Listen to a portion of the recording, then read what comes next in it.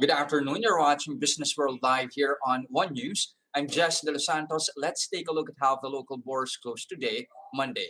All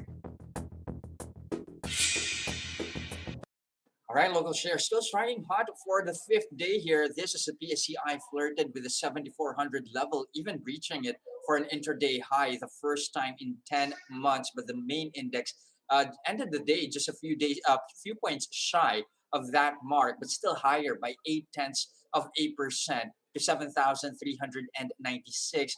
That also puts the index back to where we were just before lockdowns were introduced here in the country. As you can see right here, this is our highest close yet since February of 2020. Risk on appetite, obviously high here, with the index gaining 4.8% over a 5 day period, its highest climb yet in almost 3 months. Bullishness highly driven by the further reopening of the economy, especially now that Metro Manila is under alert level 2. Cases are at a record low, and government is now ironing out guidelines on the rollout of booster shots. Now, among gainers, you have here Converge leading the rally up 6% to 35 pesos and 20 centavos a piece. It's followed by Bloomberry, which increased by 4.1% joining its travel stock peers in Asia. This as Pfizer reported that its pill significantly reduces COVID hospitalization and death, sparking hopes of new life for international travel. But it's really the builders which made headway today, with the counter rising for the fifth day, up 1%. Investors are confident that the relaxing of mobility curbs will boost earnings of commercial establishments. Megaworld leading gains here up 3.5%, with other players like Robinson's Land increasing by 2.8%. SM Prime and Ayala Land also in the positive territory. Now, speaking of SM Prime, just right after session closed, the country's biggest mall operator just released its third quarter figures, looking at net income that rose 9% to 15.6 billion pesos, even as revenue slipped by 6% for the 9 month period to 56.8 billion pesos. Revenue from the residential business under SMDC fell as much for the period to just 32 billion pesos, but still comprises lion's share of SM Prime's revenue at 56%. Now, their mall unit, which has a 28% share in total revenue, also saw revenue plunge by 14% to 18.3 billion pesos, according to SM Prime President Jeffrey Tan. They are remaining optimistic, and they're doing so. They're showing this at least by providing support to the government, as well as convenience services and entertainment to their customers. Again, that those 9 month figures were released after session close. You can see here SM Prime gaining at least 0.8% to 36 pesos and 30 centavos a piece. Let's see how their third quarter figures are going to affect share performance come Tuesday trading day. Here are other headlines that we're keeping our eyes on. Vaccine czar Carlito Galvez is proposing to hold national vaccine days from November 29 to December 1st. This massive 3 day vaccination drive aims to inoculate at least 5 million Filipinos. Galvez says the country still has to meet a few requirements to distribute booster shots. These are guidelines from the World Health Organization, separate guidelines from the Health Department, and amended emergency use authorizations for the vaccines. The government hopes that these requirements will be completed before November 20. For now, Galvez admits that there are still areas with low vaccination rates, including some geographically isolated places in BARM and Region 5.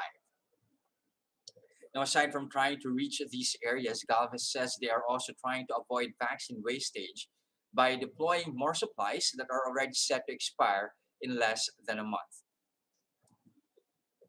Meanwhile, farm output sank deeper into contraction in the third quarter as the sector was plagued by a devastating combo of typhoons and a local outbreak of the African swine fever. The PSA reports that agriculture production collapsed by 2.6% year on year in the July to September period, worse than the 1.5% contraction recorded in the preceding quarter. The drop reversed the 0.7% growth posted in the same period last year. The PSA attributes the third quarter contraction to losses in livestock, crops, and fisheries with an aggregate amount of 450 billion pesos. And Petron President and CEO Ramon Ang has expressed willingness to sell the oil firm back to the government. In a House committee hearing, Ang said the government could purchase the company anytime. He said he would even allow staggered payment of up to 5 years with zero interest. He also noted that the firm lost around 18 billion pesos in revenue last year due to the pandemic. A bill seeking to renationalize Petron has already been filed in the lower house. The authors said it would assure the public of reasonable oil prices amid continuous price hikes.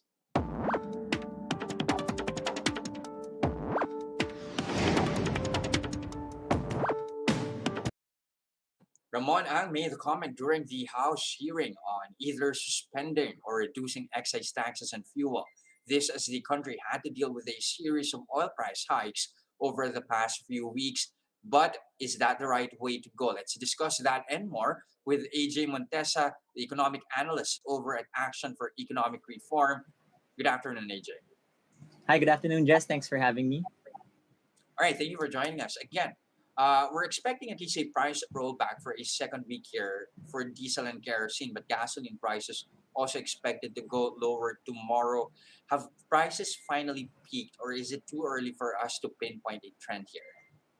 Yeah, I think it's right now. I think it's too early to tell. We can see that in the international economy, many countries are now opening up, so demand is going up. When if we look back to the long-term trend of oil prices, when we had a recovery in 2011 to 2013, we saw a spike in oil prices. It reached $100 per $100 per barrel. So there are many analysts who are also predicting that as our economies open up and recover and demand strengthens, we could see our oil prices go up to that same level. And we also know that OPEC countries have not yet signaled their willingness to ease supply or to increase their supply. So right now, I don't think it's we're ready to say yet that oil prices have peaked. Okay, do you have at least a projected timeline as to how long these hikes are going to last? Yeah, if you look at the OPEC and what they're signaling, they're saying things like it really depends on supply and demand. So I really think it does depend on supply and demand. If our economies continue to scale up and opening up, then we'll continue to see increasing prices. And if they continue to signal a reluctance to increase their supply, again we'll continue to see increasing prices. But once the OPEC economies start to increase their supply as well, then that's I think when we can begin to say that prices might be going down. Okay, now you have a lot of measures at least being put forward to help ease the burden here with the continuous spike in oil prices here. For one, you have more practical measures here like subsidies and transfers. Would that be enough at this stage? Right. So a lot of the proposals involve removing or suspending the excise tax. I think we have to be cautious against completely removing excise taxes on fuel because, as we know, we need to invest a lot into our recovery, and that entails collecting enough revenue so that we can spend on economic stimulus. So if we're going to pursue suspension of excise taxes, it should only be temporary as long as there is a spike in oil prices. In terms of what the best solution is, I really do think that targeted subsidies are the best solution. Targeted meaning we have to target jeepney drivers, for example. We have to target public transportation because that's where many of the workers, many of the new or recovering aspects of our economy are going to rely on public transportation. So I think the government should really focus its subsidies on jeepney drivers, public transportation, and especially the middle and poorer classes. Okay, you mentioned earlier regarding the possible suspension of excise taxes in oil. Would reduction be a more practical approach here? Yeah, again, a permanent reduction or scaling back of excise taxes would basically handicap us once the oil prices have stabilized, right? Once the Mhm. oil prices have stabilized, we're going to look back and say, hey, we needed that revenue to actually spend on fiscal stimulus, on cash transfers. So I don't think a permanent suspension or a permanent reduction in excise taxes is the solution. If they're Mhm. exploring a temporary suspension, that's reasonable enough. But I think what would really get at the heart of the problem is targeting cash transfers to the transport sector, who are the ones feeling the effect of the increased prices. Now, how might the current price of oil affect the inflation trend in the coming months, especially as we head into the holiday season? Right. So the PSA released last week their inflation data, and actually inflation did decelerate. We saw Mhm. that food prices were actually stable. Transport prices were going up, but food prices are stable. You mentioned earlier that the value of production in agriculture went down, but if you look into the data, you'll see that palay, for example, has stable supply, and it's actually growing in terms of value of production. So as long as we maintain a stable food supply, we don't expect the rising oil prices to really spill over that much into inflation. So I think the government can also look into protecting or making sure that the agriculture industry is assisted or given enough assistance to make sure that we have stable food supplies. Mhm. Now, speaking of entering the holiday season, one good thing about at least this period is that Metro Manila has finally eased into alert level 2. How much of a boost are we expecting here, especially when it comes to employment? I mean, last week we had joblessness figures. It's a record high for this year at least. Are we expecting any improvements on that front? Yeah, the opening of the economy is actually a good sign. It's a good boost for consumer spending, which we know that our economy is heavily reliant on. So as we open up the economy, especially now during the holiday season, we will expect more people to go out to spend for Christmas, to spend for the holidays. So those are good things. It pushes our economic recovery forward.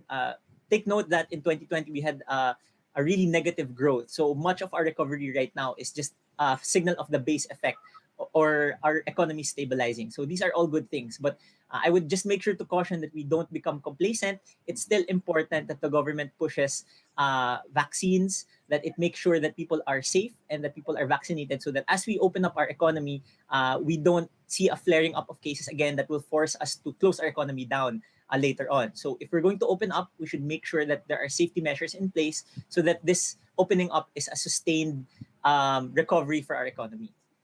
Now, how do you see this at least boosting GDP figures for full year? Yeah, it's very difficult to pinpoint exact figures, but I think it would be in line with what we saw in the previous quarter, probably double digit growth, because again there was a negative base effect in the previous year. So we're expecting that at least there is a sharp upward trajectory compared to 2020. Okay, that's at least for full year 2021. But you have third quarter GDP out tomorrow. Do you already have your forecast? Again, I don't have exact figures, but I would say that it would be somewhere in the ballpark of last quarter's figures. I think it was 12% last Mhm. quarter, so probably double digit growth again because we saw a historic low in 2020. Okay, now should the current improvements last and should it persist at least until next year, when do you see us going back to pre-pandemic growth?